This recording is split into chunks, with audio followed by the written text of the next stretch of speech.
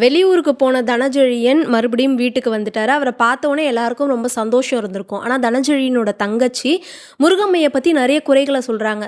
சதாசிவமும் முருகா முருகான்னு கூப்பிடுறாங்க. அவங்களுடைய நடவடிக்கை சரியில்லன்னு சொன்னது மட்டும் இல்லாம, இங்க ஒரு பணியாள் வேல பார்க்குறாரு. அவரு பேரும் முருகன். முருகம்மை கூப்பிட்ட உடனே முருகனும் பூஜை அறைக்குள்ள போறாங்க. அங்க என்ன நடக்குதுன்னு தெரியல அப்படின்னு தனஞ்செழியன் கிட்ட சொல்றாங்க அவங்களோட தங்கச்சி. இத கேட்ட உடனே தனஞ்செழியனும் கொஞ்சம் கூட நம்பல. இதுக்கு முன்னாடி எப்படி முருகம்மைக்கு சப்போர்ட்டா பேசினாங்களோ அதே மாரி தான் பேசியிருக்காங்க. கொஞ்ச நேரம் கழிச்சு தனஞ்செழியனோட அம்மா கேட்டிருக்காங்க, "உன் தங்கச்சி சொன்னா கூட நீ நம்ப மாட்டியா?" அப்படின்னு. அப்ப தனஞ்செழியன் கொஞ்சம் யோசிக்கிறாரு. இதை பயன்படுத்தினா அவங்க தங்கச்சி இப்போ கூட நான் சொல்கிறேன், நீ போய் உன் மனைவி கிட்ட முருகான்னு சொல்லக்கூடாதுன்னு சொல்லு, அதை அவங்க கேட்குறாங்களா பார்க்கலாம் அப்படின்னு ஒரு சவாலாகவே சொல்கிறாங்க. தனச்செழியனும் முருகம்மை கிட்ட போய் என்ன உனக்கு எவ்வளோ பிடிக்கும் அப்படின்னு கேட்குறாங்க.